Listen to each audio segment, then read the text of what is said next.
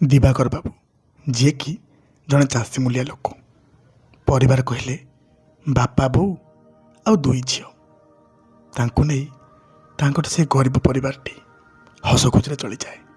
ଏ ବିଲବାଡ଼ିରୁ ଯାହା ଦୁଇ ପଇସା ରୋଜଗାର ହୁଏ, ଆଉ ସବୁବେଳେ ପାଖରେ ଅଣ୍ଟା ଭିଡ଼ିଥାନ୍ତି ତାଙ୍କର ସ୍ତ୍ରୀ। ମହାପ୍ରଭୁଙ୍କୁ ଭାରି ଭଲ ପାଆନ୍ତି। ଯାହା ହଉ, ତାଙ୍କରି କୃପାରୁ କେବେ ଅସୁବିଧା ହେଇନି କି କେବେ ହଇରାଣରେ ପଡ଼ିନାହାନ୍ତି। ବାବୁ ଭାଗ ଚାଷ କରନ୍ତି, କାହିଁକି ନା ନିଜର ବିଲ କହିଲେ ଅଳପ, ବର୍ଷଟା ସାରା ଖାଇବେ। ଧାନ ଅମଳ ନ କଲେ ହବନି। କିନ୍ତୁ ସବୁଠାରୁ ବଡ଼ କଥା ହେଉଛି, ବାବୁ ଯେ ପର୍ଯ୍ୟନ୍ତ ବିଲରେ ଥାଆନ୍ତି, ସକାଳ ପହରୁ ସଞ୍ଜ ବୁଡ଼ ପର୍ଯ୍ୟନ୍ତ ବିଲରେ ଥିଲାବେଳେ ମହାପ୍ରଭୁ ଜଗନ୍ନାଥଙ୍କର ଭଜନ ଗାଆନ୍ତି। ସତରେ ତାଙ୍କ ପାଟିରେ ସେ ଭଜନ ଜଣାଣ ଭାରି ଭଲ ଲାଗେ। ନ ଶୁଣିବା ଲୋକ ମଧ୍ୟ କାନ ଡେରି ଶୁଣେ। ସମସ୍ତେ କୁହନ୍ତି, ବାହାରେ ଭକ୍ତ, ଧନ୍ୟ ତୋର ଭଲ ପାଇବା ସେଇ ମହାପ୍ରଭୁଙ୍କଠାରେ। ତାଙ୍କରି କୃପାରୁ ଏତେ ସୁନ୍ଦର ଭଜନଟିଏ ଗାଉଛୁ। ତୁ ଏମିତି ଗାଉଥା, ଆମେ ସବୁ ଶୁଣୁଥାଉ। ଆଉ କିଛି ଲୋକ କୁହନ୍ତି, ତୁ ଏମିତି କାମ କରିବାକୁ ଆସୁଛୁ ନା ଏମିତି ଗୀତ ବୋଲିକି ସମୟକୁ ବର୍ବାଦ କରିଦେଉଛୁ। ସେ କଥାରେ ଟିକେ ଫରକ ପଡ଼େନି ବାବୁଙ୍କୁ, କାହିଁକି ନା ସେ ତାଙ୍କ ମନ କଥା ଜାଣନ୍ତି କି ମହାପ୍ରଭୁ ଜଗନ୍ନାଥଙ୍କୁ କେତେ ଭଲ ପାଆନ୍ତି ସିଏ। ଆଉ ନିତି ଖରା ବେଳଟାରେ ସ୍ତ୍ରୀ ତାଙ୍କର ଖାଇବା ଧରି ଆସି ଗହୀର ମଥାରେ ପହଞ୍ଚି ଯାଆନ୍ତି। ସେ ମଧ୍ୟ କିଛି ଖାଇନଥାନ୍ତି। ଦୁହେଁ ସାଙ୍ଗ ହୋଇ ଖାଆନ୍ତି। ଆଉ ଗଲାବେଳେ ସ୍ତ୍ରୀ ତାଙ୍କର ବାରୁ ବାରୁ କହିଯାଏ, ହେଇଟି ଷୋଳ ଯାଏଁ ପହଞ୍ଚିଯିବ। ତମେ ନିତି ଏମିତି ଗୀତ ବୋଲି ବୋଲିକା ଯାଉଛ, ପହଞ୍ଚୁ ପହଞ୍ଚୁ ରାତି ଅଧ ହେଉଛି। ଜାଣିଛ ତ, 12 ଲୋକ 12 କଥା କହୁଛନ୍ତି। ମୋତେ ଜମା ଭଲ ଲାଗୁନି। ନା ମ, ସେମିତି କିଛି ନୁହଁ, ଶୀଘ୍ର ପହଞ୍ଚିବି, ତମେ ଏବେ ଆସ। ଏତକ କହି ସ୍ତ୍ରୀ ତାଙ୍କ ବାଟରେ ଚାଲିଯାଆନ୍ତି। ଆଉ ବାବୁ ସବୁଦିନ ପରିକା ପୁଣି ସେଇ ଡେରିରେ ଯାଇ ଘରେ ପହଞ୍ଚନ୍ତି। କାହିଁକି ନା ମନଟା ଯାଇ ସେ କଳାମଣିମାଙ୍କ ପାଖରେ। ଥରେ ସକାଳୁ ସକାଳୁ ଯେତେବେଳେ ବିଲ ବାଡ଼ିକି ଆସନ୍ତି, ହଠାତ୍ ଲକ୍ଷ୍ୟ ପଡ଼ିଲା ଗାଁରୁ ଦଳେ ଲୋକ ଶ୍ରୀକ୍ଷେତ୍ର ବାହାରିଛନ୍ତି, ଆଉ ହାତରେ ଝାଞ୍ଜ ଖୋଳ ଧରି ଯାଉଛନ୍ତି। କୀର୍ତ୍ତନ କରି କରିକା ଯିବେ। ସତରେ ଭାରି ଭଲ ଲାଗିଲା, କିନ୍ତୁ ମନ ବି ହେଲା ମୁଁ ଟିକେ ଯାଆନ୍ତିନି। ଛାଡ଼, ପାଖରେ ପଇସା ଟିକେ ନାହିଁ। ଯାହା ବି ରୋଜଗାର ହେଉଛି ଘରେ ବାପାଙ୍କର ଔଷଧ ଆଉ ପିଲାମାନଙ୍କ ପାଠପଢ଼ା ସବୁଥିରେ ଖର୍ଚ୍ଚ ହେଉଛି। ଯାହା ବି ହେଲେ ଶ୍ରୀକ୍ଷେତ୍ର ଗଲେ ଖାଲିଟାରେ ଯିବି କି? ଜଗା ପାଇଁ କିଛି ନ ନେଲେ ମୋତେ ଭଲ ଲାଗିବନି। ତା ଛଡ଼ା ଶ୍ରୀକ୍ଷେତ୍ରରୁ ଆସିଲା ବେଳେ ଭଲ ମନ୍ଦ ଯଦି ନ ଆଣିବି, ଯାଇକି ବି କିଛି ଲାଭ ନାହିଁ। ହଁ, ଏତକ ସାଇତି ରଖିଛି ମନ ଭିତରେ ଶ୍ରଦ୍ଧା, ଭକ୍ତି ଆଉ ଭଲ ପାଇବା। କେଉଁଦିନ ଟିକେ ସୁଯୋଗ ମିଳିଲେ ମୁଁ ବି ଶ୍ରୀକ୍ଷେତ୍ର ଯାଆନ୍ତି, ମହାପ୍ରଭୁଙ୍କୁ ଦର୍ଶନ କରି ଆସନ୍ତି। ସେଦିନ ଭକ୍ତ ମନରେ ଏମିତି କେତେ କଥା ଉଙ୍କି ମାରିଲା, ତଥାପି ସବୁକିଛି ଆଶାରେ ରହିଗଲା। ତଥାପି ମନ ଭିତରେ କେଉଁଠି ନା କେଉଁଠି ଟିକେ ବିଶ୍ୱାସ ଥାଏ, ଭରସା ଥାଏ। ମୁଁ ସିନା ଏ ପରିସ୍ଥିତିରେ ପଡ଼ି ମୋ କାଳିଆ ପାଖକୁ ଯାଇପାରୁନି, ସେ ଚାହିଁଲେ ମୋ ପାଖକୁ ନିଶ୍ଚୟ ଆସିବ। ଯାହା ହଉ, ଭକ୍ତ ମନରେ ଏମିତିକା ସାହସ, ଏମିତିକା ଭକ୍ତି ଆଉ ଏମିତିକା ବିଶ୍ୱାସ ଦେଖି ଯେ କେହି ଆଶ୍ଚର୍ଯ୍ୟ ହେବ। ସେଦିନ ବିଲବାଡ଼ିରୁ ଲୋକ ବି କମିଗଲେଣି। ହଁ, ବେଳ ପାଖାପାଖି 1 କି 2ଟା ହେବ। ଖାଇ ପିଇ ସାରିଥାନ୍ତି। ମନଟା ବି ଭଲ ଲାଗୁନଥାଏ। ବସିଥାନ୍ତି ସେମିତି, କିନ୍ତୁ ଖଣ୍ଡେ ଦୂରରୁ ଦିଶିଲା କେହି ଜଣେ ଲୋକ କାନ୍ଧରେ ବାହୁଙ୍ଗିଟିଏ ପକାଇ, ମୁଣ୍ଡରେ ପଗଡ଼ିଟିଏ ବାନ୍ଧି ଧାଇଁଛି ବାବୁଙ୍କ ଆଡ଼କୁ ହସ ହସ ମୁହଁରେ।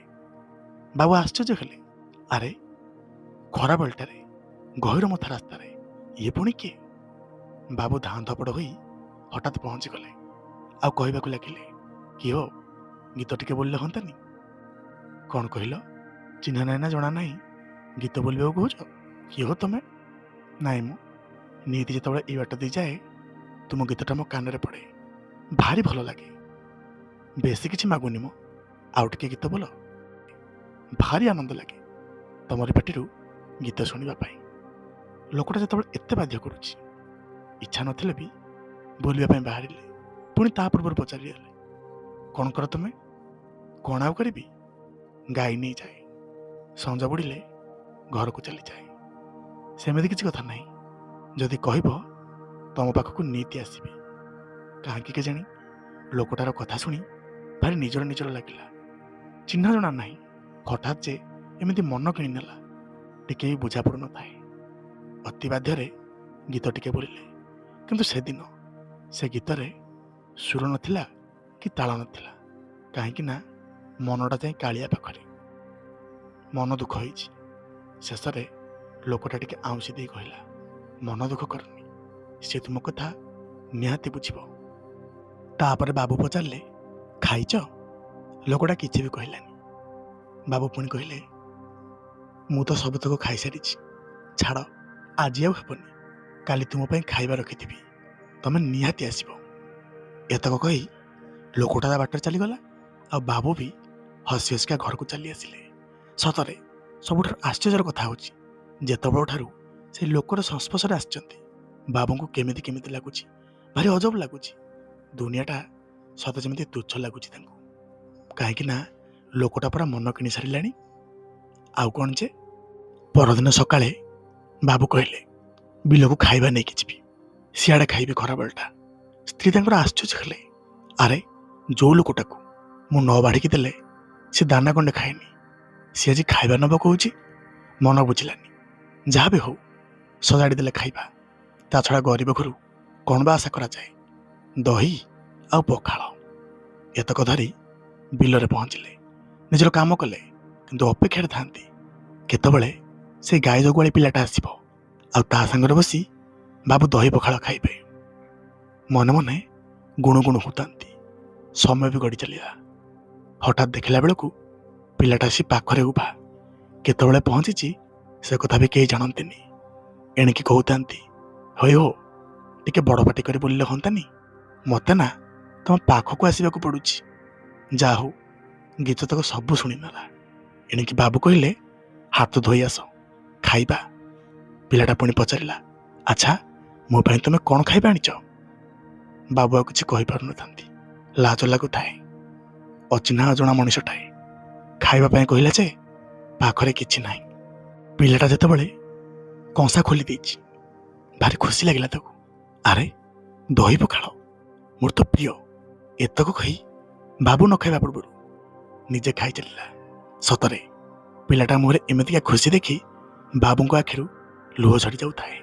କିନ୍ତୁ ପିଲାଟା ପୁଣି କହୁଥାଏ, ଜାଣିଛ, ତମେ ଆଣିଥିବା ଦହି ପଖାଳ ଭାରି ଭଲ, ଭାରି ସ୍ୱାଦ ଲାଗୁଛି।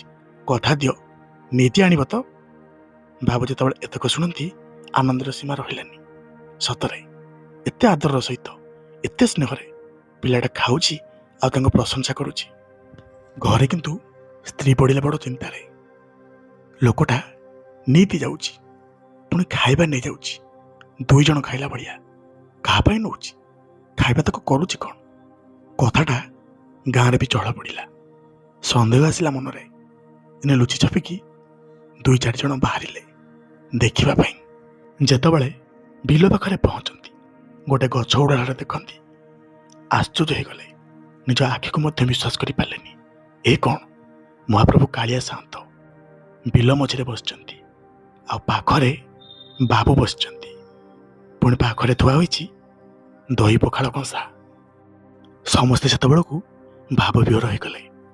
ଦୂରରେ ଥାଇ ସମସ୍ତେ ମୁଣ୍ଡିଆ ମାରିଲେ, ହାତ ଯୋଡ଼ି ଦେଇ ମନେ ମନେ କହିହେଲେ, ସତରେ ମହାପ୍ରଭୁ ଭକ୍ତ ହେବ ତ ଏମିତିକା। ପାଖକୁ ଯିବା ପାଇଁ କାହାର ସାହସ ହେଲାନି। କାହିଁକି ନା ଭକ୍ତ ଆଉ ଭଗବାନଙ୍କର ଅପୂର୍ବ ମିଳନ। ଅସୁବିଧା କାଳେ ହେବ, ସମସ୍ତେ ଦୂରରୁ ଦେଖି ଘରକୁ ଚାଲିଗଲେ। ଯେତେବେଳେ କାମଧନ୍ଦା ସାରି ରାତି ଅଧରେ ଘରେ ଯାଇ ପହଞ୍ଚନ୍ତି ବାବୁ, ଘରେ ଲୋକମାନଙ୍କ ରୁଣ୍ଡ।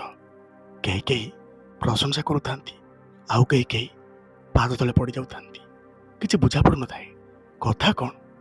ଲୋକମାନେ କୁହନ୍ତି, ବୁଝିଲୁ, ଯାହାକୁ ତୁ ଅଚିହ୍ନା ଜଣା ମଣିଷଟାଏ କହି ନିଜେ ତା ପାଇଁ ଦହି ପଖାଳ ନେଇଯାଉଛୁ, ଜାଣିଛୁ ସେ କିଏ? ସେ ଆଉ କେହି ନୁହନ୍ତି, ମହାପ୍ରଭୁ କାଳିଆ ସାଆନ୍ତ, କଳା ଠାକୁର। ଜାଣିଛୁ, କୋଟି ଓଡ଼ିଆର ମଉଡ଼ମଣି ସେ। 60 ପଉଟି 56 ଭୋଗକୁ ଛାଡ଼ି ତୋ ଦହି କଂସାରେ ତାଙ୍କ ମନ। ତୋତେ ସେ ଭାରି ଭଲ ପାଆନ୍ତି। ସେଇଥିପାଇଁ ତ ନିତି ଗହୀର ମଥାକୁ ଆସୁଛନ୍ତି ତୋରି ସହିତ କିଛି ସମୟ ବିତେଇବା ପାଇଁ। ଯେତେବେଳେ ଏତକ ଶୁଣନ୍ତି, ବାବୁଙ୍କ ଆଖିରୁ ଧାର ଧାର ଲୁହ ଚଢ଼ିଯାଏ। ହାତ ଯୋଡ଼ି ଦେଇ ମହାପ୍ରଭୁ କାଳିଆ ସାଆନ୍ତଙ୍କୁ ଚାହିଁ କୁହନ୍ତି, ମଣିମା ମହାପ୍ରଭୁ ହେ, ଜାଣିଲି ତୁମେ ପରମ ଦୟାଳୁ। ଭକ୍ତର ଦୁଃଖ ଜମା ସହିପାରୁନି। ସେଦିନ ଅଭିମାନ କରି କ'ଣ ଟିକେ କହିଦେଇଥିଲି ଯେ ସବୁ କିଛି ଭୁଲି ଆଜି ମୋରି ପାଖକୁ ଗାଈ ଜଗୁଆଳଟିଏ ହୋଇ ଆସୁଛ ଆଉ ମୋ ଠାରୁ ନିତି ଦହି ପଖାଳ ଖାଉଛ। ନମସ୍କାର। ଆଜିର ଭିଡ଼ିଓଟି ଯଦି ଆପଣମାନଙ୍କୁ ଭଲ ଲାଗିଥାଏ ଜଣାଇବେ ନିଶ୍ଚୟ। ଯଦି କଥା ଛଳରେ ସାମାନ୍ୟ ମଧ୍ୟ ତ୍ରୁଟି ଥାଏ କ୍ଷମା କରିବାକୁ ଅନୁରୋଧ। ପୁଣି ଦେଖାହେବ ନୂଆ କାହାଣୀ, ନୂଆ ଅନୁଭୂତି, ନୂଆ ଭିଡ଼ିଓ ମାଧ୍ୟମରେ। ଜୟ ଶ୍ରୀ ଜଗନ୍ନାଥ।